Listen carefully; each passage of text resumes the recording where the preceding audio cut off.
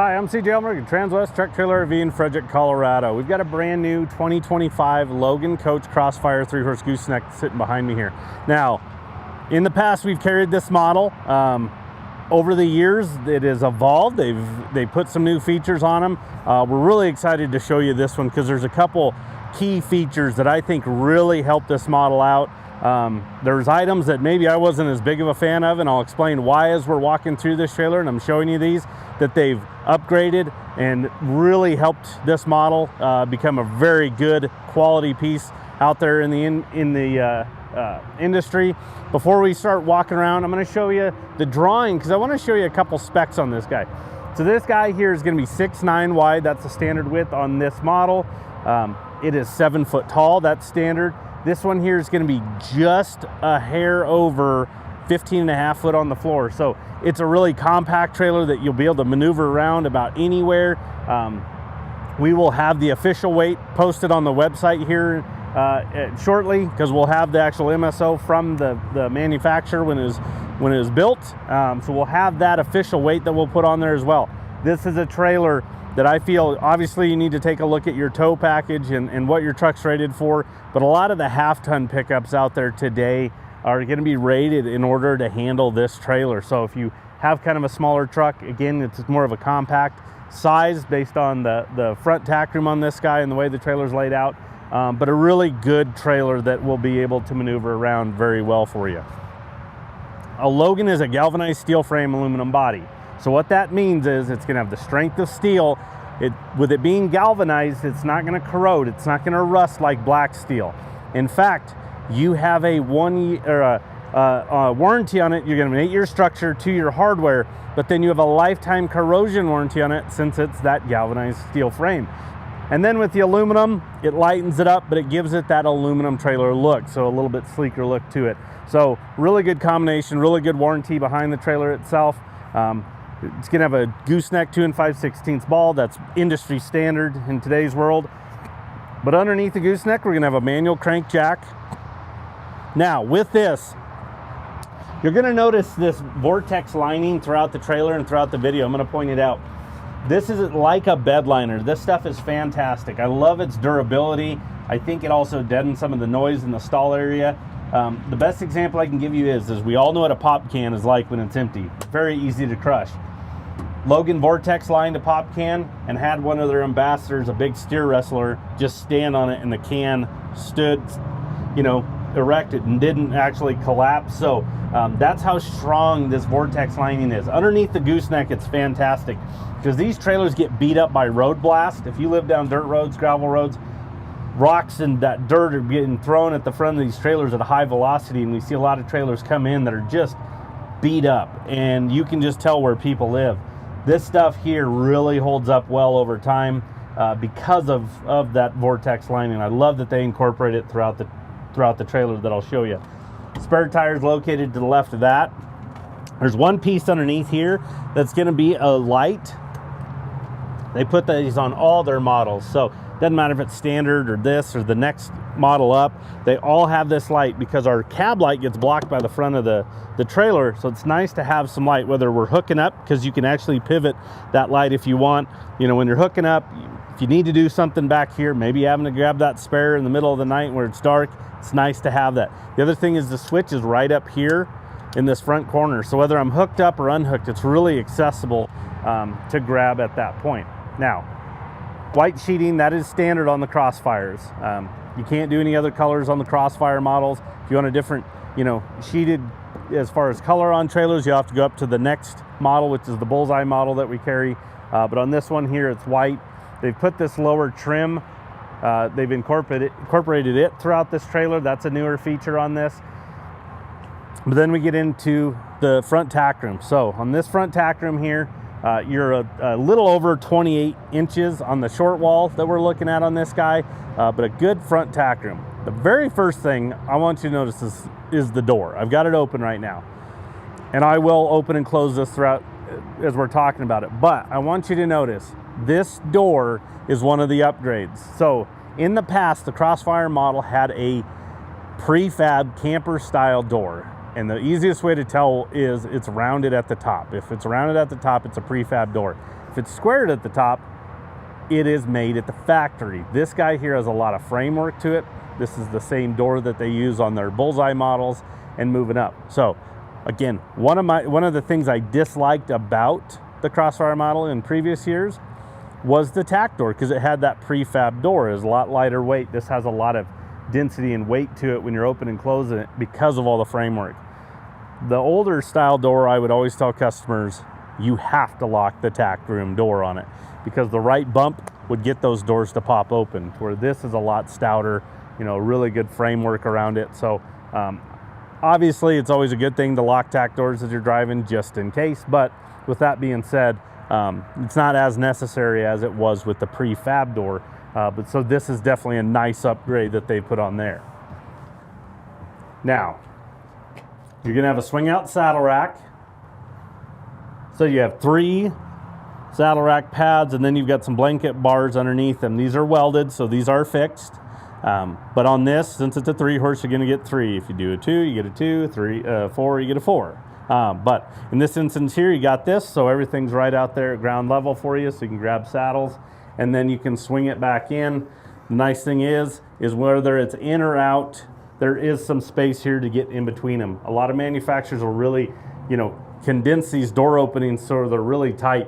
Now, I'm not gonna say, I mean, it gets, when your saddle's on this, it's you know, pretty snug there, but it should clear. But then as it's out, you can actually maneuver in between them. Some manufacturers will literally have this to where you can't get in or out, and it's almost catching when we're even at this point without even saddles on the saddle rack itself. But nice to have that feature with the swing out. As you come in, you're gonna have the carpet on the floor, the deck, and then the drop wall. You're gonna notice you got a cleat right here on that drop wall too as you're coming in. So if you need to hop up into this gooseneck, maybe you're spending the night in it, you know, throwing a mattress, a bedroll, some sleeping bags, you can hop up there. Or if you're just storing things that maybe they shift in while you're driving up to the front, you got to crawl up there. It's nice to have that cleat. It's really easy. It's folded down and then folded up out of the way. So again, really simple operation on that guy. But you've got windows in the actual neck itself, so you can see out. You can create a cross breeze. I like windows in the necks of trailers because I've slept some nights in a nose of a trailer. If it doesn't have windows, I get a little claustrophobic, but boy, it's nice to be able to see out. But then also that little bit of cross breeze, you know, keeping you a little bit more comfortable and cool in these, especially if it is actual summertime. So we got a couple lights, a couple LED lights. Got one across from the door when we come in, and then there's another one right above the door. So we do have lights there. Now these guys here are gonna be on a switch. They just have to be on the on position. So now that that one's on the on position, I can turn the actual switch off and it'll turn it off. Same with the one above the tack door itself. And then if we're looking at the partition wall, you're gonna have hooks that go almost the full length of this partition wall, carpet behind it, so it's gonna protect items. Everything is gonna move when you're driving. So over time, if it's aluminum, you're gonna have these big marks in it. It's almost like a half moon, quarter moon type deal where your tack's gonna rub. The carpet's really gonna protect that. Not only is it gonna, you know, mark up a sheet, but think about what it's also doing for like our bits, those type of items. We don't want that. So definitely nice there. Now behind there, that saddle rack, there's kind of an empty space back there. Those corners are kind of wasted space in my opinion, where, you know, if you wanted to, we could easily put a corner water tank back there. Not a bad thing to have. 25 gallons, it fits in that corner. You're really not gonna do much back behind there, so it fits in there, and then you're carrying water on board with you. It's just gravity feed, so fill at the top, empty at the bottom. Get you a hose with the ball valve, that way you can easily you know, fill buckets up from outside. That way you don't necessarily have to be bringing items, you know, in and out of the tack room or packing buckets a long distance. Now the other cool thing is, because of this heavier duty door, you have the ability to, if you want, you can put a brush tray on here. Maybe you could put a couple, maybe a door organizer. We'll just have to measure it and see where the latch falls. But because it's a heavier duty door, you have some of those options.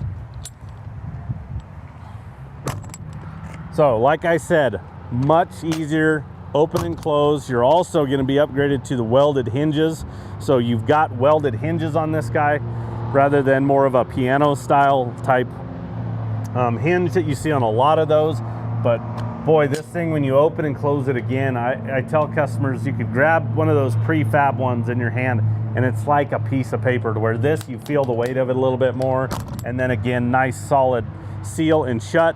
You're also gonna get the drip rail. That's standard on their trailers, from the standpoint of that drip rail will keep that moisture away from the actual opening. You know, in Colorado, we have so many days of sunshine that we'll get snow. So it'll snow, the sun will come out, melt it, it'll come off the side of the trailer during the day and then freeze at night. And that moisture always tries to find those little nooks and crannies, like those door openings, and then it gets in there and it freezes, and then you have a hard time, you know, opening and closing, you know, these doors potentially. So you also have a load light out here. So that load light, that became a standard feature on a lot of their trailers over the last couple of years. They were always trying to put a load light directly above a tack door, so you have that right there. So when you're got some horses tied up here, you're saddling, unsaddling, you've got some light right there. Again, it's that pedestal style that tips just like the one you saw underneath the gooseneck there, so you can manipulate it if you want there. So from there back, you've got button lights on the top rail. That's a newer feature, a few of those guys on there. Now on the hip wall, instead of bus windows with the Crossfire, you're gonna get an air gap with plexiglass. Here at the back is a piece of aluminum that we can remove, and then we can slide the plexiglass out and reinstall that piece of aluminum so we don't lose it, and then find somewhere to store your plexiglass. You can put it up in the nose if you want, put it in the barn, anywhere like that. Just keep it somewhere safe and handy and remember where it's at. But if you wanted to, you know, again, get a little bit more airflow by having that air gap opened up, you can do that, or if you want to seal it up, you can, as it sits right now. 3 tie rings out here on the outside, and then as we get down, you're going to have 2 6,000-pound Dexter rubber torsion axles, 16-inch steel wheels with a 10-ply tire. Now these tires here are also going to have a warranty with them, so we covered a lot of warranty on the trailer already, but through the vendor that Logan uses, you will get a 1-year no questions asked warranty on these tires. So if you catch a road debris, a blowout, you catch a nail that punctures the sidewall that can't be patched, don't just discard the tire, take some pictures, get us some information, and then you'll have a 1-year no questions asked warranty on the tires from the date you purchase. So really stand behind the product there. You're also gonna have electric brakes on this guy, so your tow vehicle has to either have the integrated brake controller or an aftermarket. If you need an aftermarket, let us know. We can help you out with that through our parts and service department. Now as we get to the back, we've got dual 50/50 doors. What's really cool is if you look at that back bumper there, if you prefer, or your horse prefers, a rear ramp load, we can actually remove the rubber bumpers there, and it's a bolt-on ramp that goes on and it folds up over the back doors. So there are things that we can even do to these trailers after the fact, so keep that in mind if you want. You know, this is maybe a trailer that you're going to use for other purposes, so it's nice to have that capability and flexibility as well. The doors are independent. As you can see, the only difference is the left-hand door over here on the driver's side is going to have a little bit of a weather strip because there's just a slight gap between the 2 doors. So we asked Logan for that a few years back. We were getting a couple trailers delivered during the winter time. You know, snow was flying, and when we opened up the back of the doors, there was a little line of snow that went in. So we knew that air circulates and swirls at the back of trailers and actually sucks into the trailers at times. So that weather strip we asked for just to kind of close that gap up and keep those items out, and it's done a really good job there. Now in the stall area here, you're gonna have solid dividers with pads.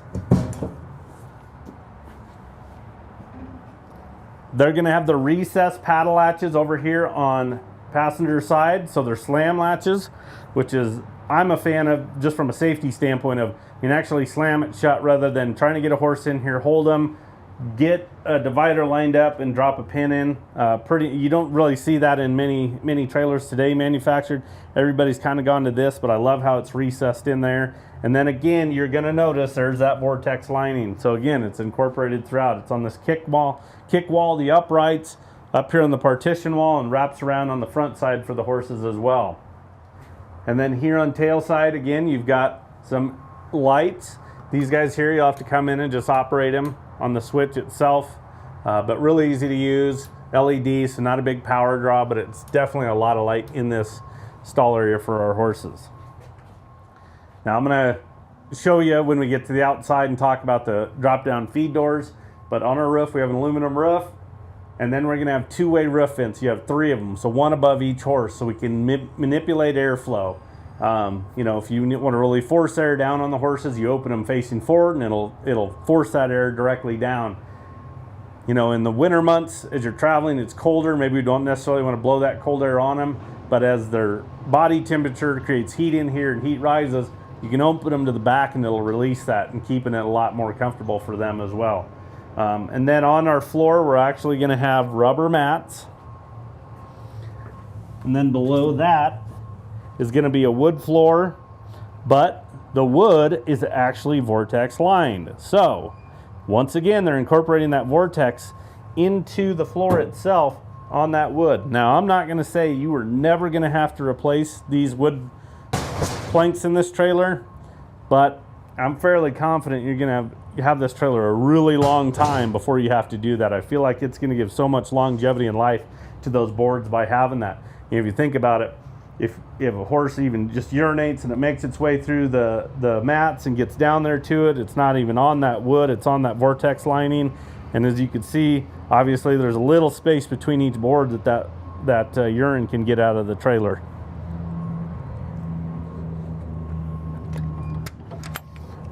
Over the years, they used to just do the rubber plunger for a holdback, and they've upgraded and actually gave us holdbacks on these doors, so we can actually open them and secure them a little bit better than just the rubber.